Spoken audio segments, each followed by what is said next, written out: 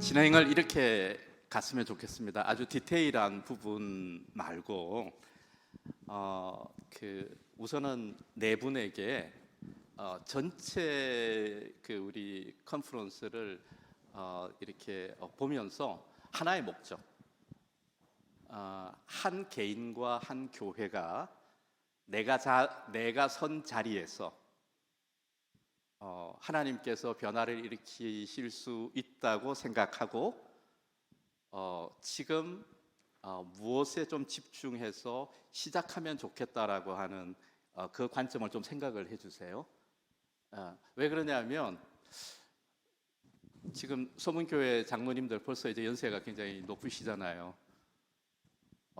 근데 나 이거 모르고 말하자면 이거 잘 이해하지 못한 상태로 했는데 내가 지금부터 교회를 위해서 이렇게 섬겨면 어떤 일이 벌어질까라고 했을 때 믿음이 있어야 되잖아요. 그죠?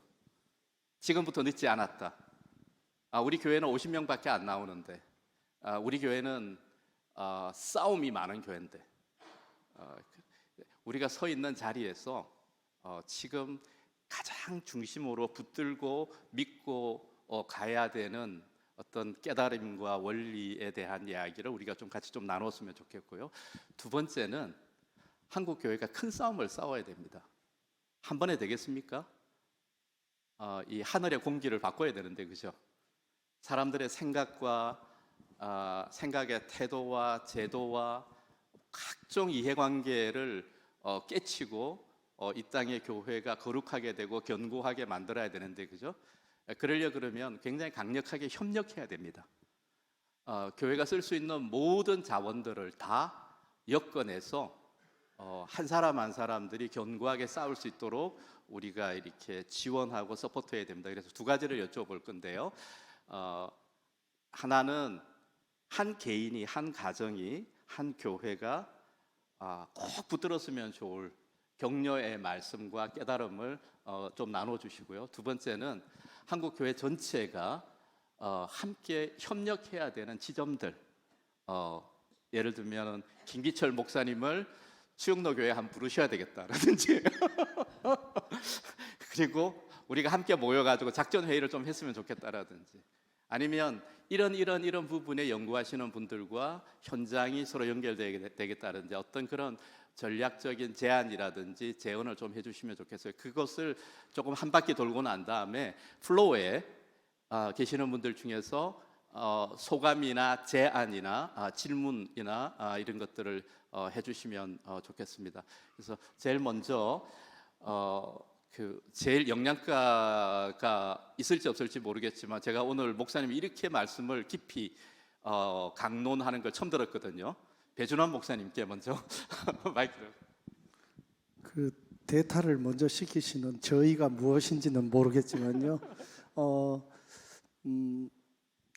질문을 제가 잘 이해를 했는지는 잘 모르겠는데 첫 번째 이제 제가 가지고 있는 오늘 이제 컨퍼런스에 굉장히 저도 이제 경청하려는 그런 마음을 가지고 같이 경청했습니다. 한 가지 이제 노년에 대한 이야기를 이제 이미 이제 많이 생각을 하고 왔었는데 제가 이제 우리 서문교회에 이제 위임을 한 게 이제 일주일이 채 안 됐습니다. 근데 우리 교회는 교회 역사가 70년이고 정말 헌신하셨던 귀한 우리 어른들이 계십니다. 근데 이게 레토릭이 아니라 정말 보배 같으십니다. 근데 이 보배 같으신 세대들이 앞선 지난주 은퇴하신 목사님들과 함께 말하자면 교회에 이제 표현하면 황금기를 이루시고 이제 막판에 남으신 두 분이 이제 원래 말로 은퇴를 하십니다.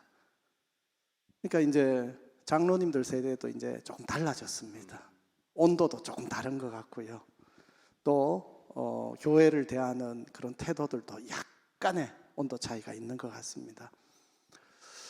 새로 이제 한 교회가 견고하게 이곳에 주님의 몸으로서 그 세대를 아름답게 이어간다는 이 과제가 저에게 주어졌고 또 4년 정도 사역을 청년부를 일으켰다가 다시 담임 목회를 하고 돌아왔는데 우리 귀한 헌신하신 것들이 그 다음 열매로 이어져야 되겠다는 이런 열망들이 가득합니다. 그런데 한 면에서는 제 마음 안에 이 장로님들 이제 70대 조금 더 가면 80 되면 힘 빠져가 못 써먹는데 이분들 좀 더 힘 있을 때 내가 좀 써먹어야 되겠다.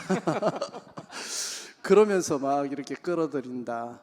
이거는 참된 그 어른에 대한 공경이 아니고, 그래서 어른들을 교회에 뭔가 이렇게 그 좀 더 이렇게 은혜 받고 돈도 있고 또 시간도 있으신 분들을 좀 활용을 해서 어쨌든 교회를 이렇게 좀 활성화시켜야 되겠다, 이런 실용적인 게 아니라 한 사람의 인생을 볼 때 그 한 분이 주님 앞에 평생을 헌신하고 지금 노년을 맞이했습니다. 여전히 주님 앞에 성장해야 되는 성장의 과제가 더 많이 남아 있습니다.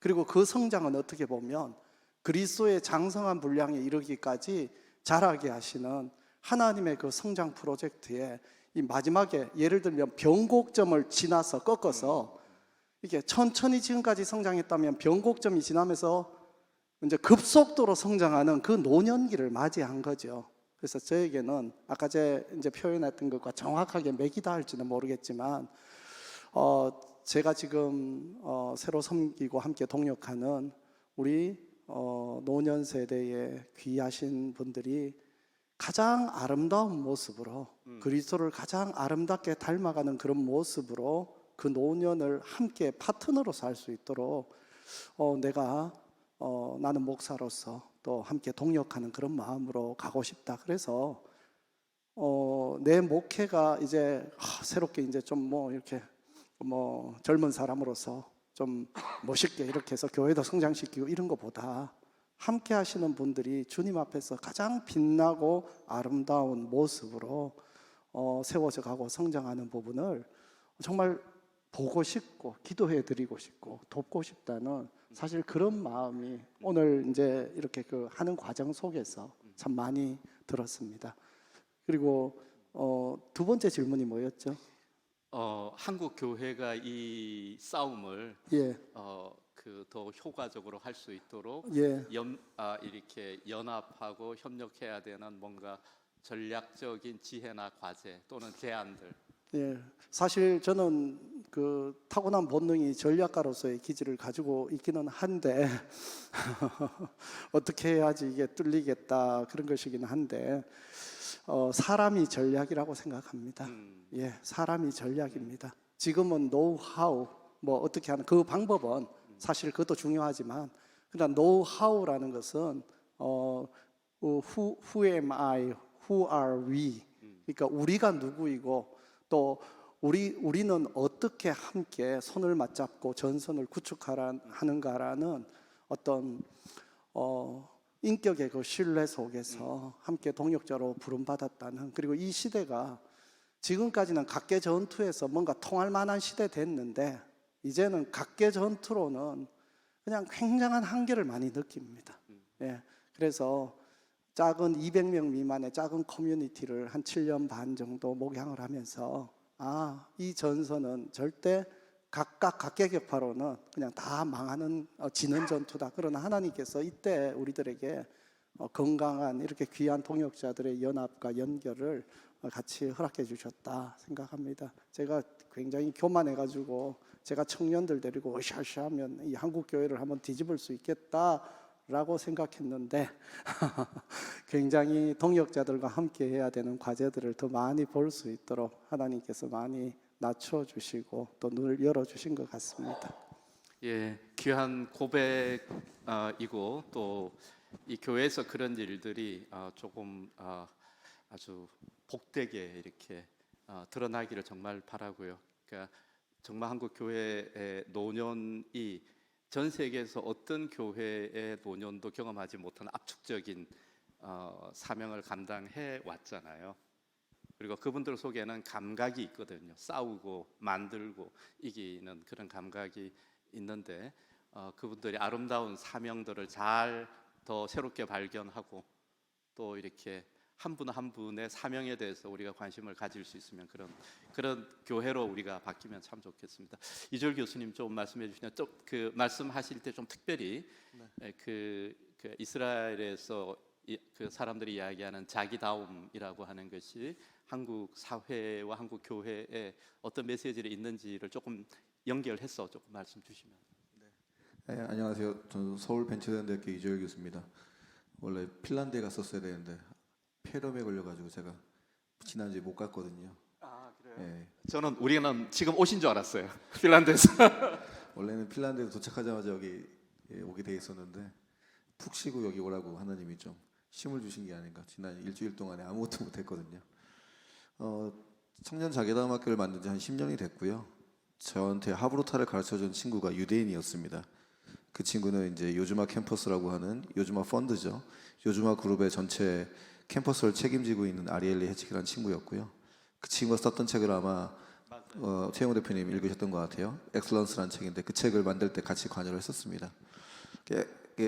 엑셀런스라는 이 단어가 유대인을 대변하는 단어라고 이야기를 하는데 그 탁월함이라는 부분들은 해석에 있다라고 생각합니다. 어떻게 해석할 것이냐에 대한 부분들을 똑같은 문장이든 똑같은 사건이든 똑같은 것들에 대해서 어떻게 남과 다르게 해석할 수 있느냐가 진짜 실력이라고 생각을 하거든요. 유대인들이 생각하는 탁월함에 대한 부분들은 아마 그 책에서 10가지라고 썼을 거예요. 해석에 대한 부분이거든요. 그 해석에 대한 부분들을 어디서 볼 수 있냐? 저는 이제 토라를 본 적이 없으니까. 근데 제 친구가 유대인들이 아빠가 아이들한테 어떻게 가르치냐라고 이야기했을 때 기록에 대한 걸 이야기를 하더라고요. 유대인들이 생각했던 3가지에 대한 부분들은 탁월함은 크게 3가지로 구분이 된다. 첫 번째는 결핍에서 시작됐다.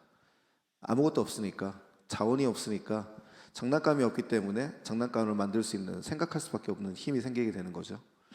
거기에 뭐 유전이 나는 것도 아니고 거기에 물이 펑펑 나오는 것도 아니고 아무것도 없는 그 상황이었기 때문에 그 결핍이 오히려 자기들한테 가장 큰 축복이었다라고 이야기했고요. 두 번째는 그렇기 때문에 배움에 대한 부분들, 인적 자원밖에 없었기 때문에 그 배움에 대한 부분들이 자기들한테 탁월함의 가장 기초가 됐었다. 마지막 3번째가 이제 제가 가장 인상 깊게 느꼈던 거는 이 세대 간의 연결에 대한 부분들이 기록에 있다고 생각합니다. 어떤 기록이냐 하면요.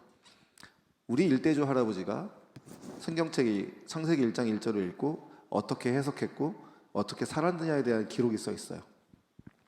그 기록들을 이제 후손들이 보면서 우리 일대조 할아버지는 창세기 1장 1절을 이렇게 해석하고 그 당시에 이렇게 적용하며 살았구나. 이대조 할아버지는 이렇게 살았구나. 그 기록들을 남겨놓은 것들이 있다고 얘기하더라고요. 그게 있는지 저는 모르겠습니다. 있다고 얘기하니까 1대조, 20대조까지 있다 그러면은 20대조까지 할아버지들이 그 당시 상황에 맞게 이 말씀을 어떻게 해석했고 어떻게 적용했느냐에 대한 기록을 가지고 아이들한테 가르치는 거예요. 그래서 너는 어떻게 해석할 건데 지금 이 상황에 맞게 이 창세기에 있는 이 말씀, 이 한 구절을 어떻게 해석할 거고 어떻게 적용해서 어떻게 너답게 살 건데 라는 것을 묻는다라고 이야기를 합니다. 저한테 그게 가장 큰 충격이었어요. 왜냐면은 저희 아버님 목사님이시긴 한데 아직까지 책 한 권 안 쓰셨거든요.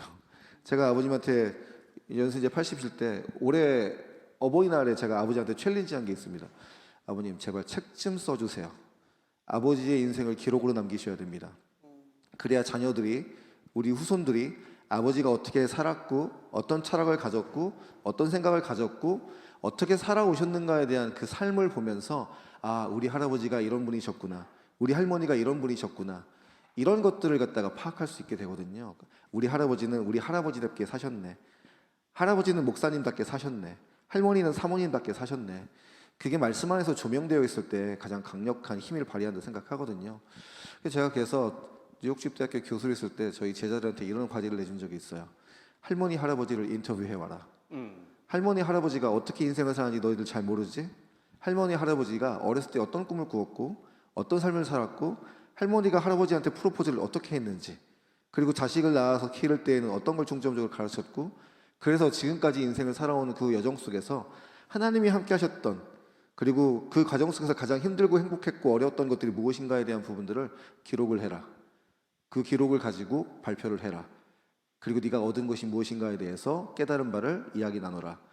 그 기록을 남기는 것이 저는 굉장히 중요하다고 생각합니다. 예를 들면 우리 교회에서도 어르신들 굉장히 많지 않습니까? 어르신들의 인생을 살아오면서 살아왔던 그 인생 가운데서 하나님과 함께 하셨고 내가 이 어려움을 어떻게 극복했고 그 가운데서 함께 하셨던 하나님을 내가 이야기하고 싶은 것들 굉장히 많거든요. 글을 쓸 수 없다 그러면은 아이들하고 질문을 통해서 인터뷰를 통해서 아이들이 기록하게 하면 됩니다. 아이들이 기록하게 만들면은 이걸 책으로 엮으면 아이들에게는 우리 할아버지 할머니 그 다음 세대한테 가르칠 수 있는 가장 좋은 자원이 된다 생각을 하거든요. 유대인들이 강한 이유는 제가 볼 때는 기록에 있다고 생각해요. 그 기록을 기반으로 해서 대대손손 자손들한테 너는 어떻게 살 건데 너희 어르신들은 이렇게 살았어. 너희 어르신들은 말씀에 부족하지 않게 말씀에 적합하게 최적으로 최선을 다해서 이렇게 살아왔는데 너는 어떻게 살 건데 이 물음에 대한 답을 할 수 있도록 스스로 할 수 있도록 그 구조를 만드는 것이 가장 중요하지 않을까 생각이 들고요. 두 번째가 이제 교회가 어떻게 연합하고 전략을 할 것이냐에 대한 부분인데 굉장히 어렵습니다. 어려운 주제라고 생각합니다. 교회가 연합하고 이 전략적으로 간다는 것 자체가 쉽지만은 않다라고 생각을 하는데 근데 어쨌든 이제는 힘을 같이 함께 모여야 된다 생각은 하거든요. 저는 놀이터를 만들었으면 좋겠습니다. 뭐라고요? 놀이터. 아, 놀이터. 교회가 청년들의 놀이터가 되어야 하는데 우리 어렸을 때를 잘 생각해 보세요. 저는 신앙생활을 하면서 어렸을 때 학교를 끝나면 항상 교회에 와서 놀다 갔습니다.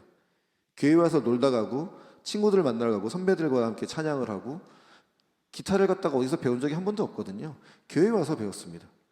모든 것에 내 삶의 중심은 교회였는데 어느 순간부터 우리 아이들은 삶의 중심이 교회가 아니죠. 삶의 중심이 학원인 것 같습니다. 다른 데로 가 있는 거죠.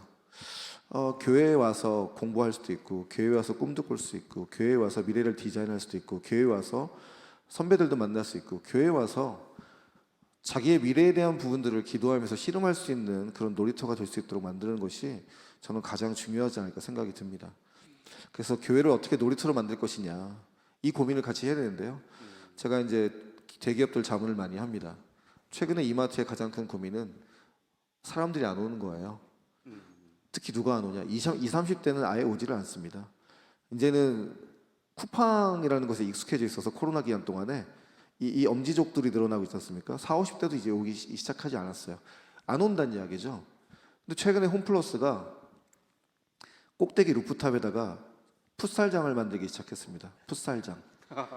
여러분 SBS에서 하는 골 때리는 그녀들 여성들이 풋살을 하면서 즐거워하는 그 모습들을 보면서 놀이터를 만들어야겠다 생각을 한 거예요. 홈플러스는. 그래서 홈플러스 그 꼭대기 주차장에 가보면은 풋살장이 많습니다. 그 풋살장을 만드니까 누가 와요? 여자들이 오죠. 여성분들이 오시는데 젊은 여성들이 오면서 남자 친구가 같이 옵니다. 같이 게임을 하거든요.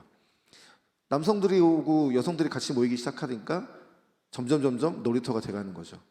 이마트의 고민은 딱 지금 우리 교회의 고민과 똑같습니다. 20, 30대가 안 오는 거거든요. 20, 30대 청년들이 올 수 있는 놀이터를 만들어줄 수 있는 게 교회가 하는 역할이라고 생각합니다. 우리 다 문 잠그고 있잖아요. 오고 싶어도 오지 못하거든요. 그리고 맨날 이제 새벽기도 오라고 하죠. 아이들이 새벽기도 오기가 쉽습니까? 저녁에 끝나고 와서 여기 와서 놀 수 있는 공간을 어떻게 만들 것인가에 대한 부분들을 다양하게 고민해야 되지 않을까. 저는 그래서 한국교회에 많이 열려있는 공간이 있었으면 좋겠다 생각이 들고요. 또 하나는 이 공간 안에서 아이들이 창업을 꿈꿨으면 좋겠습니다. 창업을 꿈꾼다는 건 다른 이야기가 아니라 이스라엘은 창업을 권장을 굉장히 많이 하는 이유가 창업가가 된 이유가 기업가 정신 때문에 그렇습니다. 기업가 정신의 핵심은 책임지는 연습을 하는 겁니다. 이전에 없던 혁신적인 가치와 활동을 만들어내면서 책임지는 사람을 키워내는 역할을 하는 게 저는 교회가 돼야 된다 생각합니다. 책임질 수 있는 사람들이 많아져야 돼요. 그럼 책임지는 연습을 할 수 있게끔 교회가 그 역할을 할 수 있도록 도와줘야 되지 않을까 생각이 듭니다. 그래서 그 두 가지에 대한 부분들을 저는 좀 말씀드리고 싶습니다. 예. 교수님 두 가지 말씀하셨는데 크게 보면 세 가지 말씀하셨는데 하나는 기록을 남기는 것들을 조금 진지하게 고민해 보자. 두 번째는 교회를 젊은이들이 찾아올 수 있는 놀이터로 만들자. 세 번째는 교회 젊은이들이 교회의 품 안에서 창업을 꿈꿀 수 있도록 우리가 지혜를 모으고 에너지를 주자라고. 예, 김 교수님, 제가 관심이 있어요. 왜 노년에 대한 이 영성학을 시작하게 되셨는데 혹시 특별히 하나님의 인도가 있었습니까? 그 말씀부터 하시고 네. 말씀하십시오. 많은 분들이 그렇게 생각하세요. 아직 이렇게 나이가 많아 보이지 않는데 왜 그 노년학에 관심이 있냐라고 물어보시는데요. 사실 이제 미국 문화에서 조금만 예, 마이크를. 시니어를 얘기할 때 이건 어떤 좀 상대적인 의미로 많이 얘기하거든요. 인생의 후반부, 그러니까 우리가 인생 전반부하고 후반부를 나눠서 본다면 인생 후반부를 사는데 인생 후반부를 살아가는 사람들을 시니어, 상대적으로 뭐 그 전 세대는 이제 주니어 그런 것처럼요.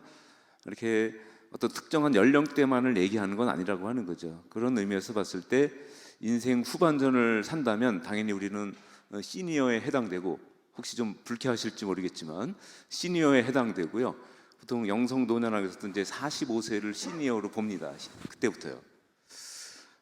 그래서 사실은 이제 전 그런 얘기를 하죠. 그래서 저는 이제 인생 후반전을 이제 시작했기 때문에 시니어에 해당된다 그러는데요. 제가 이런 부분에 관심 가졌던 것은 뭐냐면, 제가 이제 감신대에 오기 전에 배재대학교에 있었습니다. 배재대학교가 이제 기독교 사회복지학과인데요.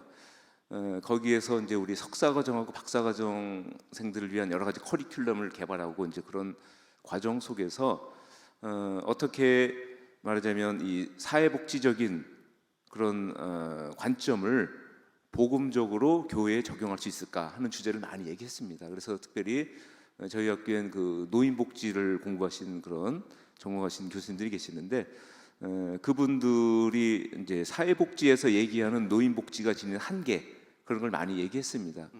말하자면 좀 뭐라 할까요? 사회복지는 일반적으로 이제 그 어르신 돌봄이라고 하는데 초점 맞춰서 계속 무언가를 제공해드리고 맞춰드리고 뭐 즐겁고 행복하게 해드리는 어르신 섬김, 여기 초점 맞춰져 있기 때문에 그것으로 인해서 이제 많은 사람들이 자신이 어르신이라고 하는 의식, 그래서 어르신이기 때문에 존중받고 섬김받고 대접받아야 된다는 의식, 그런 것이 많다라고 하는 거죠, 일반적으로요. 노인복지가 이제 그런 결과를 가져왔고, 그런 것은 결국 노년층들이 자꾸 다른 세대들한테 기대하면서 자기 효능감이 떨어지게 하는 일이 돼서 궁극적으로는 그건 도움이 안 되는 경우가 많다, 그런 얘기를 하면서, 그러면 우리가 기독교적으로 어떻게 가장 어떤 본질적인 돌봄을 제공할 수 있을까, 그런 얘기를 많이 하면서 일단은 그런 면에서 좀 학문적인 게 이제 계기가 되긴 했습니다. 그래서 이제 전 세계적으로 이런 것을 기독교적인 마인드를 가지고 이런 프로그램을 하는 데가 있는지 몇 년 동안 유럽을 포함해서 다 찾아봤는데 없습니다. 그런 데가요. 유일하게 있는 데가 이제 미국에서 오랫동안 30년 이상 이것을 연구하고 해온 그런 기관이 있어서, 그 기관하고 저희가 이제 관계를 맺고 거기에서 많이 소통하면서 이제 서로 훈련도 받고. 그러면 김기철 저도 목사 그랬습니다. 네. 교수님이 조금 앞서 있는 분이라고 우리가 인정해도 되는 거죠? 네, 뭐 지금 보니까 앞서 있는 것 같다는 느낌이 드는데요. 그렇다고 그렇게 뭐 많이 앞서 있는 것 같지는 않고요. 요즘에 이제 우리 사회에서도 우리 교회에서도 이런 노년 사회에 많은 관심을 가지셔가지고 서로 이렇게 많이 협력해야 될 거라고 생각을 합니다. 네. 앞으로 김 목사님은 김 교수님이 굉장히 바빠지실 것 같아요. 이렇게 그 아까 풀어 나가실 때 그 노화를 이해하고 받아들이는 그 프로세스가 엄청난 관점의 전환인 것 같거든요. 그래서 오늘 우리가 다 좀 친해놓고 우리는 좀 계속 특별한 관계를 계속 가져갈 수 있도록 이렇게 갔으면 좋을 것 같습니다. 혹시 한국 교회 전체가 이 노년과 관련된 부분에 같이 조금 협력하거나 아니면 좀 힘을 모았으면 하는 그런 혹시 아이디어, 평소에 생각하시는 아이디어 같은 게 있으세요? 네, 저희는 좀 뭐라 그럴까요? 우리 자신에 대한 자신감을 좀 가져야 된다고 생각합니다. 이 복음에 대한 자신감이요. 우린 자꾸 이제 말하자면 우리 손에는 엄청난 금덩이를 쥐고 있으면서 밖에서 노인복지 하시는 분들, 그런 분들이 가지고 있는 돌멩이를 자꾸 부러워하는 경우가 있다라고 하는 거죠. 우리는 엄청난 이 금덩이를 손에 쥐고 있거든요.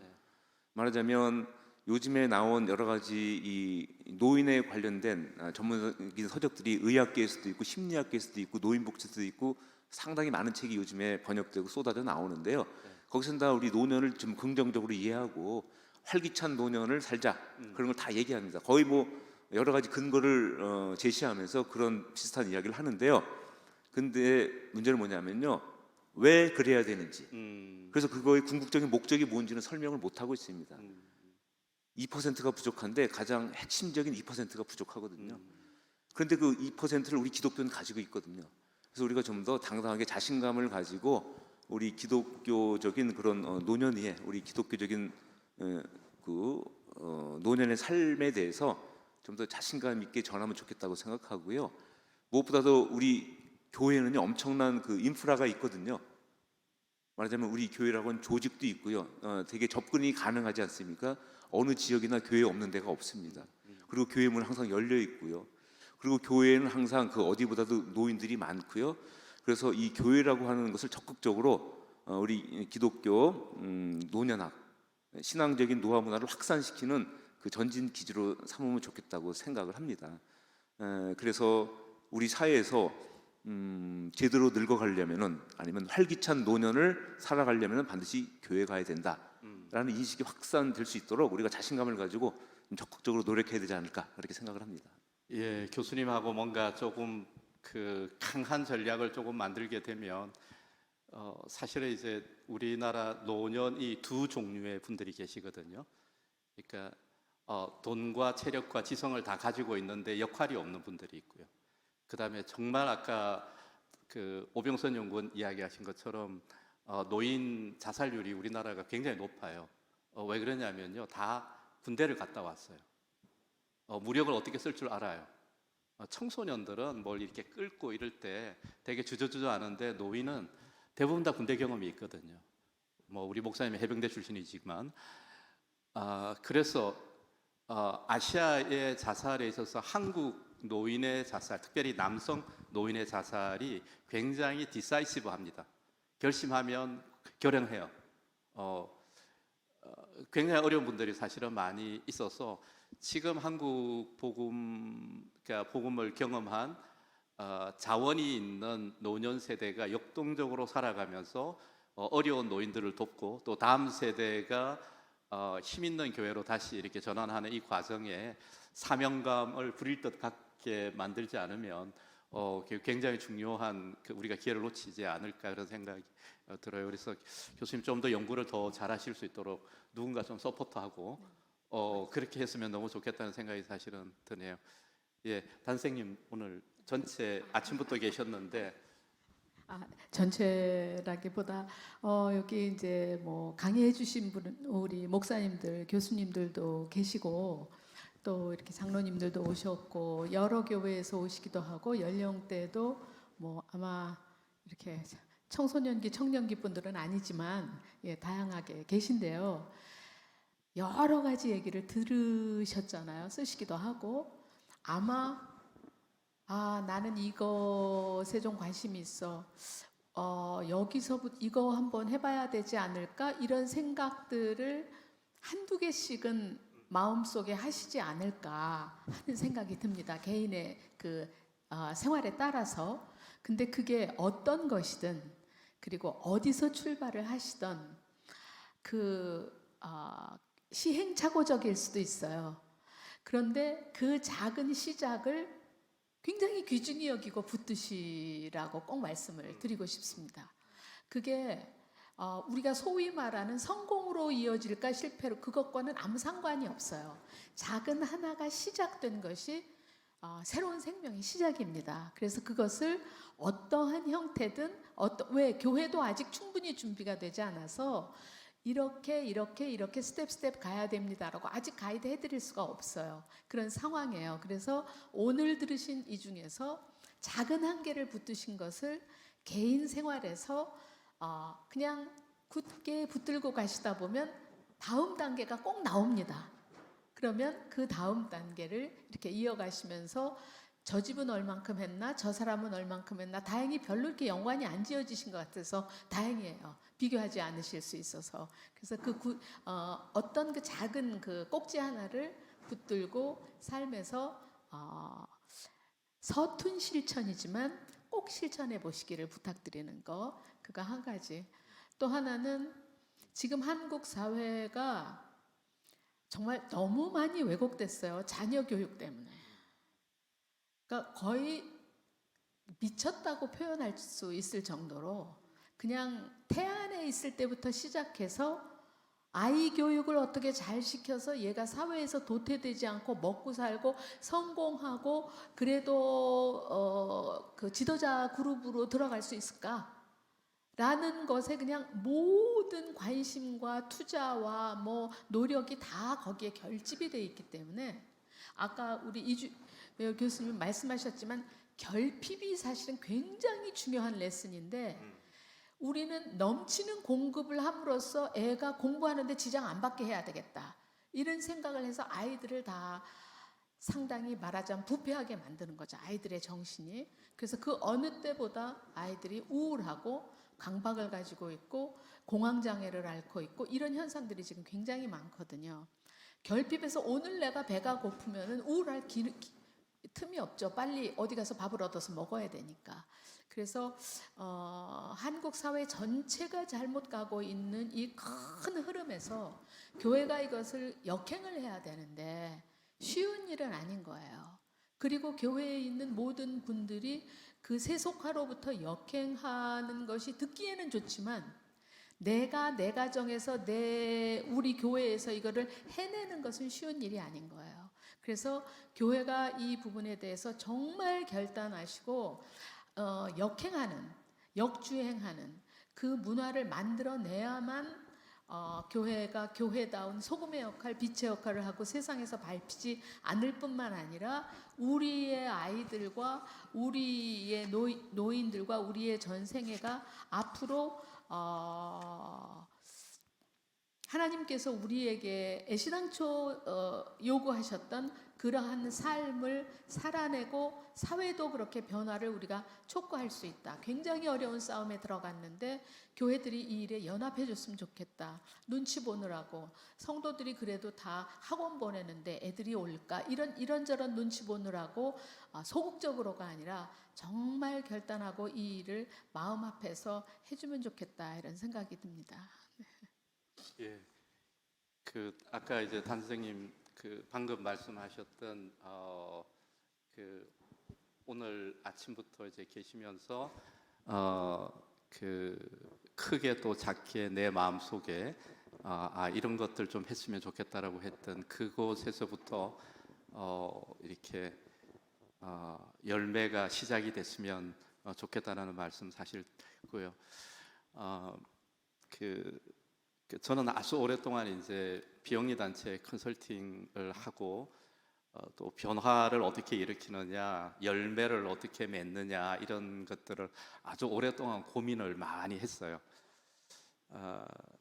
그러면서 이제 느끼는 건 뭐냐면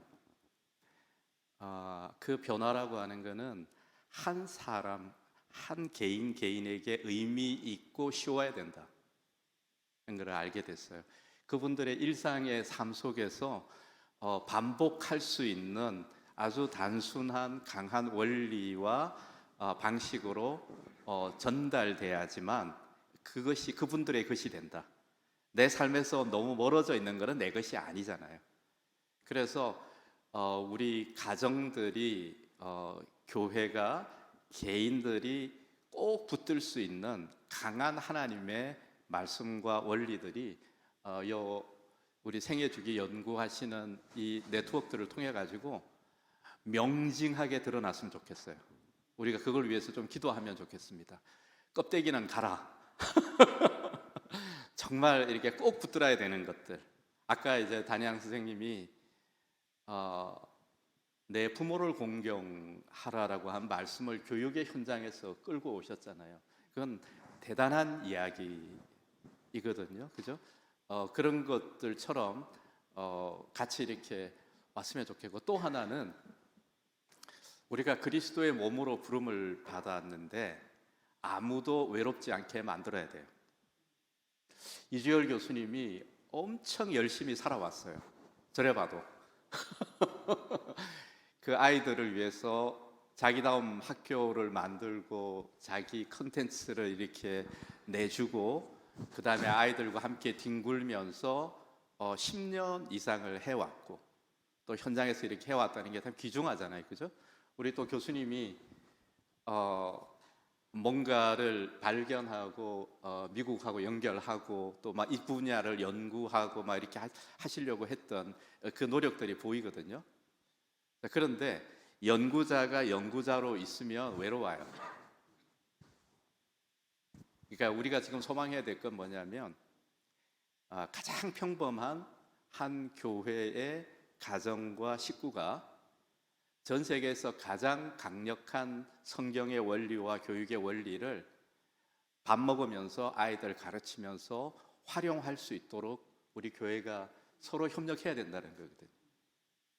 그래서 지금 노력하는 모든 분들의 노력이 다 버려지지 않고 서로 코이노니아 하도록 만드는 것이 우리 가정의 힘의 생애 주기 연구의 어떤 그 방향입니다. 그래서 여러분들이 현장에서 부딪히는 그 고통이라고 해야 될까요? 어떤 갈등, 이거 하나하나가 굉장히 귀중합니다. 아까 오전에 장애인 사역을 하시는 목사님께서 교회 속에서 이렇게 어려움을 당하고 있는 그분들에게는 이 일이 어떻게 전달돼야 되느냐라는 말씀하셨는데, 저는 그 솔루션이 그분들과 또 함께 관심을 갖는 분들을 통해서 돌파가 이루어졌으면 좋겠어요. 그리고 그 지혜가 또 이 전체적인 어떤 우리 나눔 속에 이렇게 들어와서 또 힘을 발휘했으면 좋겠어요. 우리 신체는 그렇지 않습니까? 눈을 기중히 여기니까 먼지가 날아오면은 이걸로 막고, 그죠? 우리 몸은 서로 서로를 보호해 주고 있는데, 그래서 연구하시는 분들도 귀중하고 전략가들도 귀중한데, 현장에서 아주 조그만 이렇게 고통을 실질적으로 경험하고 지혜를 찾아야 되시는 분들도 반드시 혼자서만 애쓰지 말고 같이 이렇게 문제를 놓고 우리가 교회로서 같이 숙제를 풀고 해결책을 하나님으로부터 받고 또 그거를 또 공유할 수 있으면 좋을 것 같아요. 다행히 수영로 교회의 이규현 목사님이 한 1박 2일 동안 모여가지고 우리 한번 머리 싸매고 그냥 한번 정말 끝장 토론을 한번 해봅시다. 경주에 수영로 교회가 좋은 수양관이 있대요. 이규현 목사님이 경주로 좀 오십시오. 그러니까 분당 만나교회의 김병삼 목사님이 제주도도 좋은 공간이 있습니다. 전략가들이 한번 모여가지고 이렇게 치열하게 같이 의논하면 제가 이제 여러분들께 정말 조금 부탁드리고 싶은 거는 여러분들 속에 드는 생각들이 개인적인 것이 아니고요, 하나님의 교회를 위해서 여러분들에게 임한 인사이트라고 생각하시고 그거를 용기 있게 다음 단계까지 진전시키고 또 함께 나누어서 우리가 우리의 공동의 것으로 같이 만들 수 있으면 좋을 것 같고, 서문교회 장로님들은 일단 젊은이들의 놀이터를 어떻게 만들 수 있는지 예, 시간이 제가 이제 허락받은 시간이 45분까지인데 조금 늦게 시작했는데 플로어에 계신 분들 중에서 한 2분 정도만 질문을 받고 시간을 마치겠습니다. 예, 우리 예, 강의 귀하게 잘 들었고요. 저는 김지철 교수님께 질문 드리고 싶은데요. 저는 현재 만나교회에서 청년부 사역을 하고 있는 차우병 목사라고 합니다. 특별히 30대 중반에서 40대 후반 청년들을 담당해서 목회하고 있는데요. 말씀하신 것처럼 이제 시니어에 대한 인식의 변화들에 대해서 인상 깊게 들었습니다. 저희 교회 환경상 시니어들을 대상으로 하는 교구도 있거든요. 그래서 저는 청년 세대나 시니어 세대 할 것 없이 세대 간 통합이 이루어져야 되는데 너무나도 동의하는데 시니어 세대의 인식 변화도 필요하지만 저는 청년 세대의 인식 변화도 많이 필요하다고 생각을 합니다.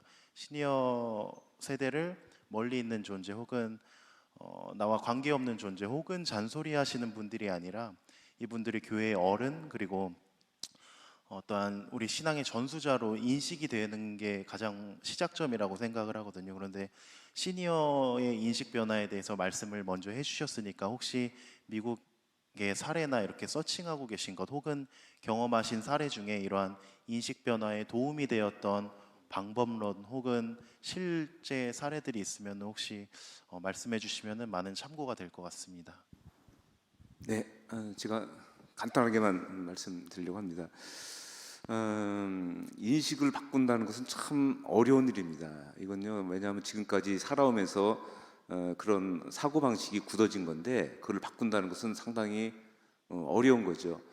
그래서 저는 이런 것을 이제 뭐랄까 인식 변화에 도움이 될 수 있는 그런 방법 중에 하나가 소그룹 모임이라고 저는 생각합니다. 온전하게 자기를 다 이렇게 이제 드러내놓고 나눌 수 있는, 좀 믿을 수 있는, 우리 상담에서 얘기하면 어떤 지지그룹 같은 그런 어떤 소그룹 경험이 진짜 필요하다고 생각합니다. 그래서 이 말하자면 이제 노년층에게 필요한 것은 뭐냐면 일단 사람이 상실을 경험하면 슬픔이 생기거든요. 어떤 작은 거라도요. 그리고 우리 마음속에 간직하고 있으면 슬픔이지만 그걸 밖으로 드러내면 애도거든요. 그래서 그런 상실의 슬픔을 같이 애도하는 게 필요하거든요. 우리가 말하자면 제가 되게 이상적으로 우리 신앙적으로 이걸 다 말하자면 노화를 하나님의 선물로 생각하고 다 우리 긍정적으로만 얘기했는데 현실적으로 그게 그렇게 쉬운 건 아닙니다. 그렇기 때문에 일단은요 노화 상실로 인한 슬픔을 애도할 수 있는 공간, 그래서 서로 충분히 나눌 수 있는 그런 소그룹에서 그런 것이 필요하고 또 소그룹에서 이제 할 수 있는 것이 이제 소명 탐색이고요. 뭐 소명 탐색이라 그러면은 이제 사실은 소명이라고 하는 것은 처음에 태어날 때부터 소명이 있고 우리가 죽을 때까지 계속 소명이 이어지는 건데 소명을 마치 내가 언제 예수님을 믿을 때부터 소명을 받은 거로 생각하는 경우가 많거든요. 소명은 우리 삶과 동시에 시작되는 건데 그 전까지 사실은 우리는 소명을 깨닫지 못하다가 어느 시점에 소명을 깨닫게 된 것이지 소명을 새로 받은 것은 아니거든요. 그래서 우리 인생 전반에서 어떻게 하나님의 소명을 내가 준비해왔고 어떻게 내가 반응해왔고 어떻게 소명을 이루어왔는지에 대한 탐색, 그것이 또 지금 현재는 어떻게 이루어지고 있는지에 대한 탐색, 그런 것이 앞으로 여생에서 어떻게 소명을 이룰지에 되게 도움이 되기 때문에 그런 탐색이 필요하고요. 그리고 저는 이러한 어떤 이 노년층들의 정기적인 소그룹 안에서 계속해서 노화 예찬이 일어나야 된다고 생각합니다. 그래서 서로의 늙어가는 모습을 긍정적으로 평가하고 그걸 예찬하고 아름답게 경험하고 아름답게 나누는 그런 거예요. 그래서 그런 것들이 꾸준하게 이 소그룹 중심으로 이루어질 때 노년층들의 어떤 이 노화 인식이 서서히 개선된다고 생각하고요. 그리고 저는 또 실제로 한 8주 동안 집중해서 훈련하고 10주 동안 집중적으로 노년층들을 위한 훈련 과정을 지금 하고 있는데요. 실제로 뭐 이제 그런 것을 통해서 이분들이 뭐 우리가 기대하는 것처럼 아주 그냥 엄청나게 인식이 개선됐다고 말할 수는 없을지라도 기본적으로 노화를 부정적으로 보는 그런 인식이 많이 바뀌는 것을 또 보게 됐습니다. 그래서 저는 생각에 이런 집중적인 우리 학습과 함께 지속적인 소그룹을 통한 그런 인식 개선 훈련이 지금까지 제가 경험한 것 중에서 가장 효율적이라고 저는 생각합니다. 목사님께서 이제 청년들이 노년에 대해서 바라보는 시각이 개선되는 부분은 어떻게 해야 되겠냐 그런 질문도 해주셨는데 혹시 그 부분에 대해서 조금 말씀 주시죠. 네, 저는 아까 이제 교수님께서 말씀하신 그 부분이 아주 상당히 저도 의미심장하다고 생각하는데요. 제가 아까 말씀드린 그 인생 성찰, 자기 소명 성찰은 자기 인생 전반을 돌아보는 거거든요. 그래서 자기 영적 자서전을 쓰는 그 매뉴얼이 있습니다. 그래서 저희가 70대는 10주 동안 과정이고 5, 60대는 10주, 그다음 7, 80대는 12주 동안 하는 과정이 있는데요. 그 과정에서 젊은 층하고 노인 한 분 한 분을 다 매칭을 해드립니다. 그래서 서로 만나서요, 나의 노년기에 대해서 얘기하고 그 노년기에 대해서 이제 얘기하시면 그거에 대해서 청년들이 기록을 도와드리는 거죠. 그래서 노년과 말하자면 이런 청년층들이 서로가 서로를 이해하면서 그 연결됨을 경험하는 그런 건데요. 그런 식으로 이제 우리가 말하자면 이 노년층하고 젊은층이 서로 연결될 수 있도록 하는 그 프로그램들이 교회에서 많이 만들어져야 된다고 생각합니다. 그래서 뭐 하나를 말씀드리면 그거를 예로 말씀드릴 수 있을 것 같습니다. 예, 한 분, 예,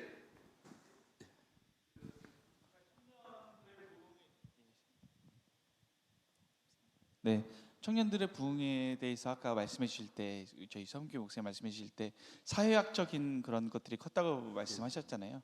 근데 지금 저희 교회가 제가 있는 교회가 겪고 있는 상황이 교회는 10,000세대가 넘는 아파트 단지와 아주 가까이 있고 도보로 대형 초등학교가 4개나 있고 그리고 그래도 꽤 거의 대형 교회에 근접했던 교회입니다.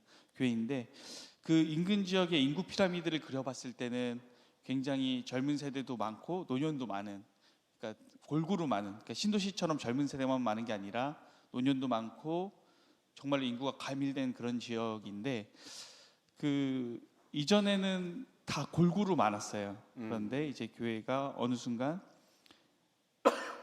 그 교육부서 그리고 청년, 3040 세대, 심지어 50대까지도 거의 사라졌어요.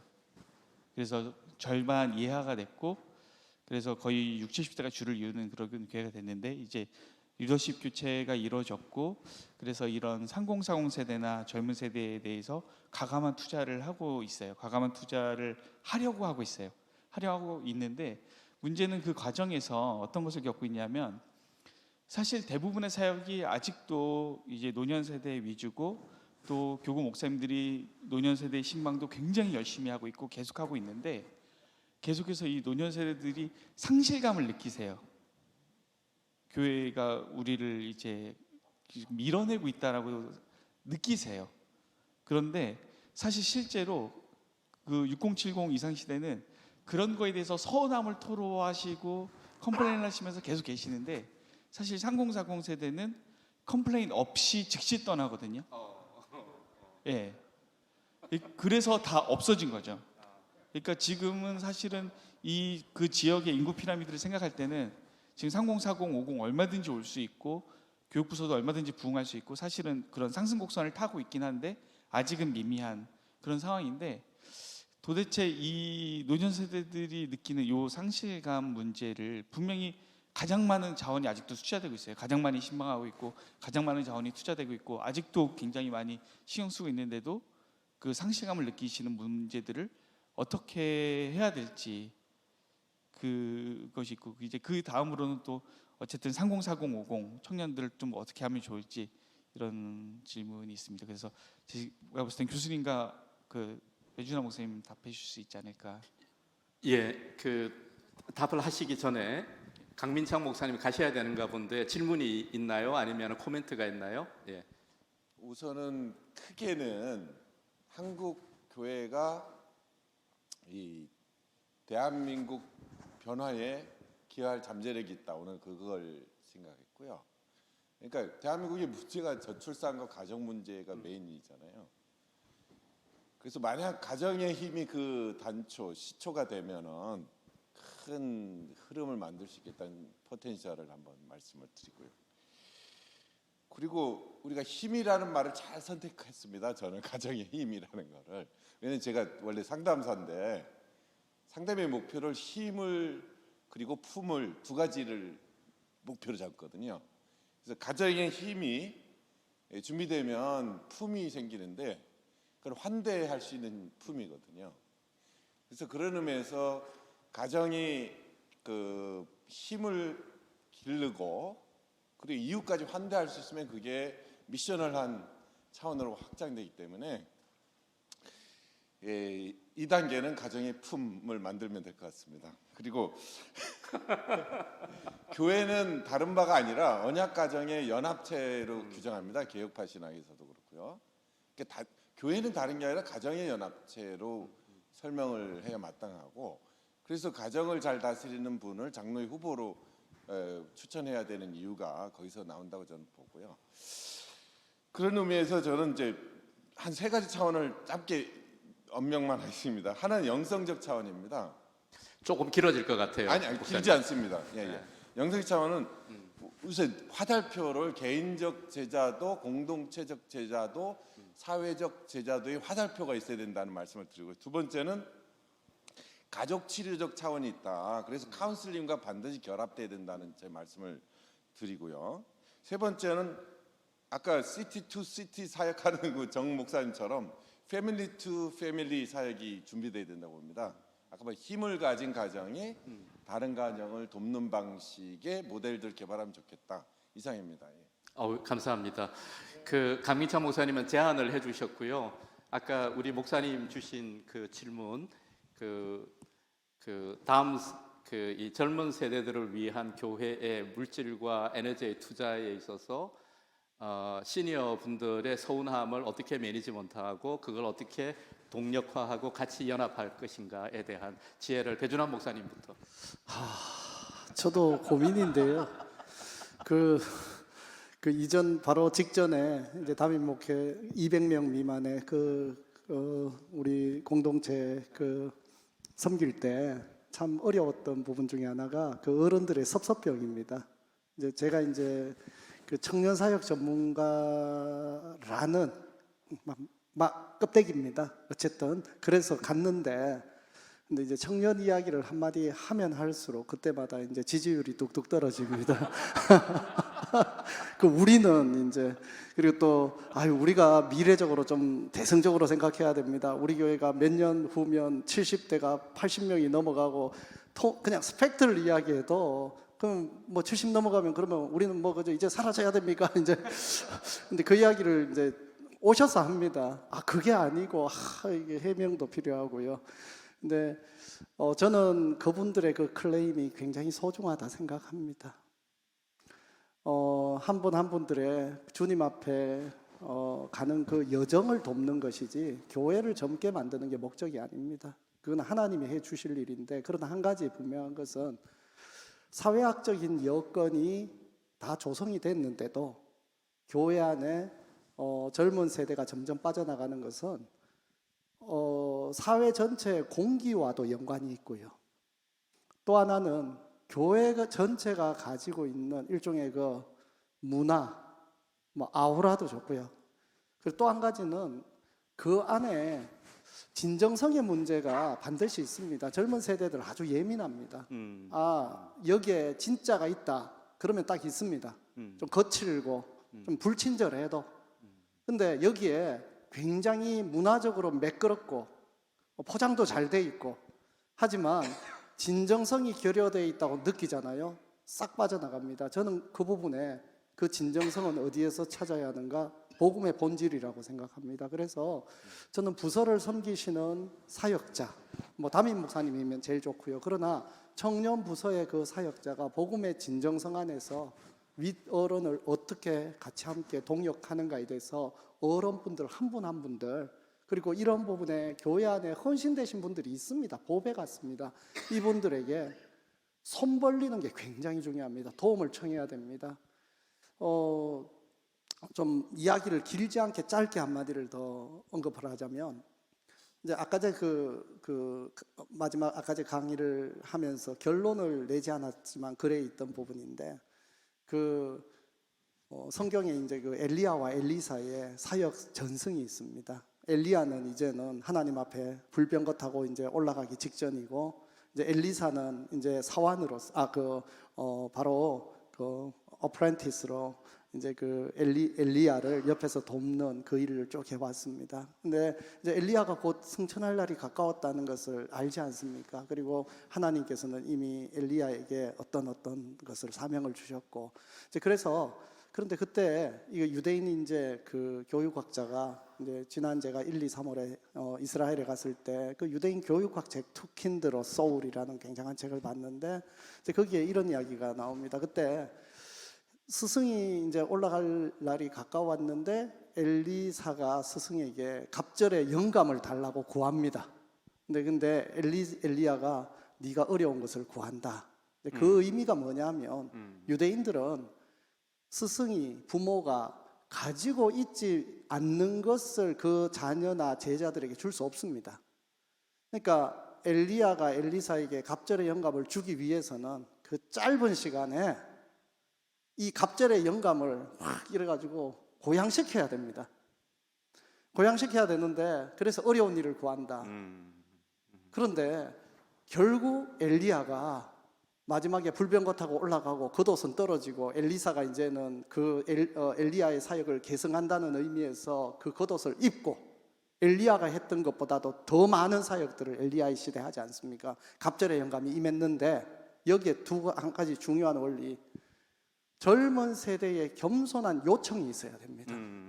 엘리사가 요청하지 않았으면 사실 엘리야는 갑절의 영감을 키울 수 없었던 거죠. 젊은 세대의 요청에 대해서 선배 어른 세대의 겸손한 하나님 앞에서의 간구와 힘을 다하는 이 두 개가 만날 때 갑절의 영감이 전수되고 그 다음 더 위대한 선지자의 시대를 여는 것이 시작되는데, 저는 그 원리는 변함이 없다고 생각합니다. 한 사람의 그 신앙이 전수되는 것, 한 공동체 신앙이 전수된다는 것은 마치 이제 그 교육학자에 따르면 마음에 있는 이 불꽃이 여기에서 이쪽으로 이렇게 이어지는 부분인데, 근데 불꽃이 이어진다는 것은 단순하게 기계적으로 그냥 지식이 전수된다고 되는 건 아니죠.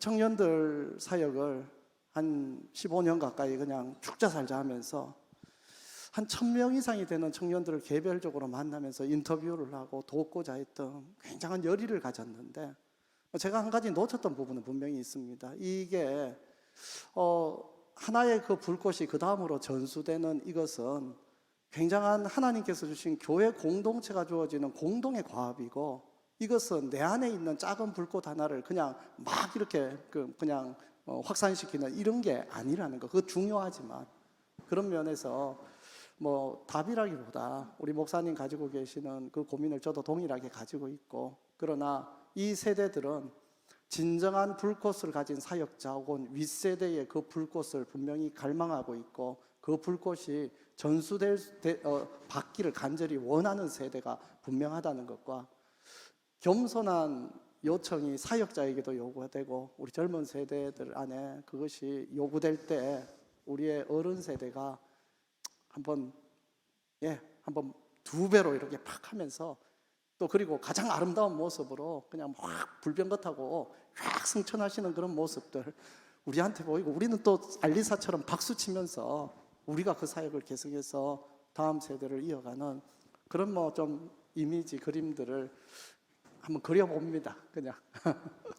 혹시 단 선생님, 네네, 네. 그 지금 말씀하신 게 젊은 세대가 윗세대에게 요청을 하는 게 먼저라고 그러셨잖아요. 근데 우리들 교회 안에는 그런 연결고리는 없어요. 젊은 세대가 앞서신 세대들에게 어떤 부분을 배우려고 한다든지 요청을 한다든지 가르쳐 주시기를 원한다든지 그런 것들이 없기 때문에 그 연결고리를 만드는 것은 교회가 해야지 될 것 같아요. 그리고 그거를 앞선 세대가 주실 때 어떤 것들을 조심하면서 주셔야 되는지는 또 안내를 해드려야 되겠죠. 왜냐하면 우리는 유교적인 문화가 깊이 있기 때문에 쟤들이 내 말을 안 들어? 이렇게 하셔서 이제 노하시면 안 되니까, 그러니까는 그분들에게 앞선 세대로서 겸손하게 그것을 전수해 주시는 과정에 어떤 위험 요소가 있다, 이런 것들을 조심하면 좋겠다는 알려드려야 되지만, 젊은 세대가 윗세대에게 무엇을 요청할 생각도 안 하고 그런 연결고리도 없는 것, 이것이 제가 보기엔 가장 시급한 교회 안에 세대 간 연결의 문제라고 생각하게 됩니다. 예, 지금 이제 시간이 4시 2분인데 제가 여러분들에게 좀 제안을 드리고 싶은데요. 이거 마치고 사진을 같이 찍는데, 우리 뭐 잘났다 이렇게 사진 찍는 게 아니라 이 여행을 같이 하겠다라고 하는 그 뭐라 그럴까, 동지적 연합으로 같이 좀 사진을 찍으시면 좋을 것 같고요. 혹시 이주일 교수님, 김기철 교수님 마지막으로 조금 덧붙이고 싶은 말씀 있으면 짧게 해주시면. 역사 속에서 이제 하나님이 어떻게 일하셨는가에 대한 부분들을 우리가 좀 검토해봤으면 좋겠습니다. 역사 속에서 하나님이 일하시는 방식은 챌린지에 대한 부분들을 우리가 오면 그 챌린지에 리스판스하는 사람을 사용하셨거든요. 무슨 이야기냐면은 니느웨로 가라라고 이야기했을 때 요나는 챌린지에 리스판스하지 않았거든요. 도망갔죠. 애굽으로 가라라고 하는 그 챌린지에 모세도 도망을 갔죠. 입이 어느라고 말이 짧습니다. 근데 여호수아와 갈렙은 이 산지를 내게 주소서라고 챌린지 리스판스를 했고, 어떻게 보면 엘리야도 누가 나를 위하여 갈까라고 했을 때 하나님 제가 부족하지만 제가 가겠습니다 리스판스 했거든요. 교회에서 우리가 키워내야 될 사람들은 이런 리스판스 하는 사람이라고 생각합니다. 우리 교회 주변에 이 우리가 안고 있는 사회 문제들이 굉장히 많습니다. 저출산도 마찬가지고 초고령화도 마찬가지고 지방 소멸도 마찬가지고 이런 문제를 간과할 게 아니라 교회 어르신들과 청년들이 다 같이 이런 문제를 안고 기도할 수 있어야 되고 이런 문제를 끌어안고 문제를 해결할 수 있도록 리스판스를 누군가를 해야 되는데 그 리스판스 하는 사람한테 주어지는 축복이 어빌리티거든요. 왜냐하면 이 문제를 해결하겠다라고 내가 손을 들었다 하면은 이 문제 해결하기 위해서 공부해야 됩니다. 이 문제 해결하기 위해서 내가 연구해야 되거든요. 사람을 만나야 되거든요. 그런 사람한테 하나님의 축복이 주어지는 게 어빌리티예요. 그러면은 리스판스 하는 사람한테 어빌리티 축복이 주어지면 리스판시빌리티가 되는 거죠. 그런 사람이 하나님이 리더로 세우시는 거라고 생각합니다. 이 사회에 우리 교회가 키워야 될 리더는 리스판스 하는 사람을 키워야 됩니다. 하나님 부족하지만 제가 한번 도전해 보겠습니다. 그런 리스판스 할 수 있는 형태로 이 교회가 좀 더 연합할 수 있으면 더 좋지 않을까 생각이 들고요. 노년이라고 자꾸 얘기하기가 좀 그렇긴 한데 유엔에서는 청년의 나이를 65세까지라고 하지 않습니까? 65세까지 청년인데 자꾸 노년이라고 하니까 저는 이것도 고쳐야 된다 생각해요. 65세부터 80세까지가 중년이고 80세 이상이 어르신인데 80세 전까지는 다 중년이에요. 생각을 바꿔야 되겠죠, 이제는. 그냥 80세 이하는 우리는 다 중년이고 청년이다라고 생각하면서 건강한 교회, 젊은 교회로 바뀌어야기 탈바꿈하려면은 정체성에 대한 부분을 분명히 세워야 된다고 생각합니다. 아까 이제 목사님 그 교수님 말씀에 저는 너무 공감했던 게 노년다움, 노인다움이 아니라 자기다움, 나다움을 찾아야 된다는 거는 하나님이 나를 이 땅에 보내신 이유가 무엇인가에 대해서 정확하게 알고 그 사명감, 그 소명의식에 대한 부분을 발견하는 게 노인다움, 자기다움이거든요. 내가 인생을 어떻게 살 것인가에 대한 부분들을 다시 한번 인생 2막, 인생 3막에 대한 부분들을 정체성을 정립하는 것이 가장 중요하다고 생각합니다. 청년들도 마찬가지고 3040, 5060, 7080 다 마찬가지라고 생각합니다. 정체성, 뿌리가 흔들리면 다 흔들리거든요. 이 정체성에 대한 부분들을 노년도 마찬가지고 중년도 마찬가지고 모든 세대에 아울러서 다 가르쳐야 될 거는 너는 왜 사니 도대체? 하나님 너를 이 땅에 왜 보내셨는가에 대한 부분들을 본인의 미션 스테이트먼트가 비전 스테이트먼트, 그다음에 코어 밸류 이런 부분들에 대해서 어느 누가 물어보더라도 자신 있게 얘기할 수 있을 정도가 돼야 됩니다. 그런 것들을 가르치는 게 교회가 돼야 된다 생각하고요. 그런 게 정립이 된다 그러면 교회 안에서 그런 갈등에 대한 부분보다는 우리 권사님은 이런 미션이 있지, 우리 장로님은 이런 미션이 있지, 이런 미션을 가지고 살아가는 멋진 분이야. 이게 우리 장로님답고 권사님다운 거지. 그걸 보면서 나도 저렇게 살았으면 좋겠다 라고 하는 그 롤모델들이 많아지는 것이 교회의 가장 아름다운 모습이 되지 않을까 생각이 듭니다. 저는 그랬으면 좋겠습니다. 예, 감사합니다. 교수님.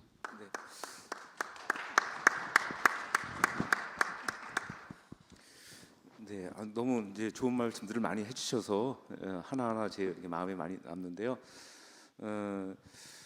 저는 이제 그렇게 생각합니다. 하나님은 우리에게 나이를 물어보신 적이 전혀 없으시거든요. 하나님은 우리 나이에 관심이 전혀 없으시거든요. 누가 나이 많고 누가 젊고 그런 관심 없고 우리 그냥 한 영혼으로 보시거든요. 그런데 왜 하나님이 그렇게 관심 없어 하시는 것에 우리가 그렇게 관심이 많을까 하는 생각을 또 다시 한번 해보게 됩니다. 저는 그렇게 생각합니다. 영적으로 성장할 수 있는 좋은 기회가 노년기에 더 풍성하게 주어졌다고 생각합니다. 그런데 상당히 보면 이제 많은 교회에서 이게 교회에서 어떤 교육 예산이라든지 훈련 예산을 쓰는 거 보면요, 주로 미래 세대 중심으로 많이 쓰거든요. 노년 세대는 뭐 이제 경로 여행 보내드리고 무슨 여러 그런 행사들을 하시는데 쓰시는데 저는 그 노년층들이 투자 대비 가성비가 높다고 생각합니다. 영적 성장이 있어서요. 그래서요. 그렇다고 노년층을 더 많이 지원하라는 것이 아니라 동일하게 해야 된다고 합니다. 다 동일하게요. 그래서 그런 것이 필요하고 일단 그렇게 노년층들이 영적으로 건강해지면요. 노년들이 그냥 나만 영적으로 건강하고 끝나는 것이 아니라 그분들이 고스란히 교회의 주된 사역자들이 되시거든요. 그래서 교회에서요. 이 젊은 층들하고 노년층들 다 그 멘토 멘티 관계, 멘토링 관계를 다 만들고요. 또 노년층 부부, 젊은층 부부를 또 멘토링 관계로 다 만들 수 있거든요. 그래서 그러한 신앙적인 것을 다 얼마든지 전수해주고 말하자면 그런 교회의 어떤 영적 변화의 가장 중심에 노년층들이 활동할 수 있다고 저는 생각합니다. 그래서 그런 관심을 우리가 좀 가져야 되지 않을까 이렇게 생각합니다. 예, 너무 감사하고 이렇게 우리가 같이 이렇게 대화 나누면서 같이 하나가 된 것 같아요. 그리고 같이 이 길을 좀 갔으면 좋겠습니다. 제가 이제 예전에는 부흥을 위해서 기도했는데 요즘 한동안 한국 교회 부흥을 위해서 기도를 못했던 것 같아요. 근데 최근에 이제 다시 기도하기 시작했습니다. 그러면서 이제 두 가지 기도를 합니다. 하나는 다음의 세대의 젊은이들에게 그냥 사고 안 치고 살아라라고 하는 그런 정도의 예수는 믿었으면 좋겠다 이런 정도의 기도가 아니라 이들이 책임져야 되는 세상은 너무나 엄혹한 세상이기 때문에 우리보다 2배, 3배 더 강한 영감과 권능을 가질 수 있도록 주님 한국의 영적인 지도를 바꿔주십시오.